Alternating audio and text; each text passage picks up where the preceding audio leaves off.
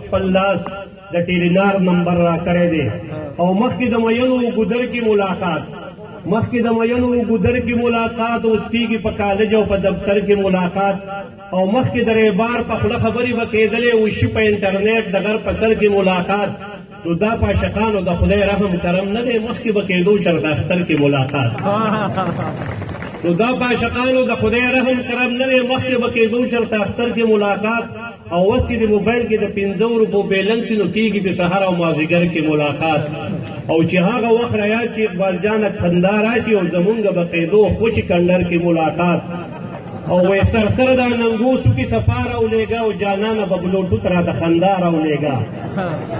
سرسر دا ننګوسو کې سفار اولیږه او جانانه به بلوټوت را د خندا راولېږه او آن کا مسنجر چې د زړګي حل درته ویم خوږې خوږې خبرې دې اشنا راولېږه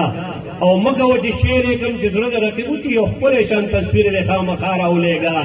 او دغه برید خیل یې رور دې نیغ نیغ راته کېږي د دغې بدماش ګوټي نه یې په غلا راولېږه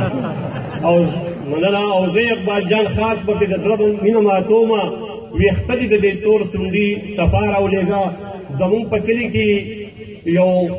فنکارو مو یو ډېر مشر سړی و ډېر ښکلی سړی و ګجرو هغه ما ته وایي چې اقباله ماله په ګجرو کې سندره جوړه کړه نو یاره ما ګجرو خو ډېره ګرانه ژبه ده ماله خو ګجرو نه راځي مړه ما ته وایي پښتو وایه وروسته پکې هی وایه جو دغه ګجرو ده نو هغه له ما یو سندرې لیکلې وه چې پسرو ګمبورو دي د تورو زلفو جال ہے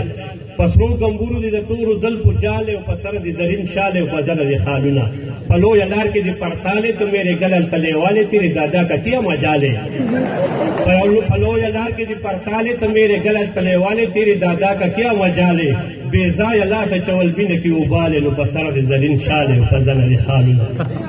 ما دوله ضرور به کوه کوړې زه په تکوړې متکوړې مخکې د وریجو دی چنګوړ د کشمالو کټوی دی پرته په دیواله نو په سر د زرین شال او په ځله د خالونه میں اوربل دی بیا ببر ببر ہے مٹکے راواخل مازیگرے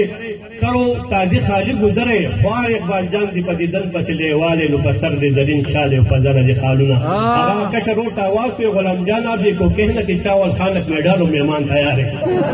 اور یو سو آئی کو باتوین چی او سڑے دیر میں بپیشن کی اوڑید میں صاحب کاروبار سکے ویا غرق شتما نپی جنے زر سیراجی دنی رویم کنا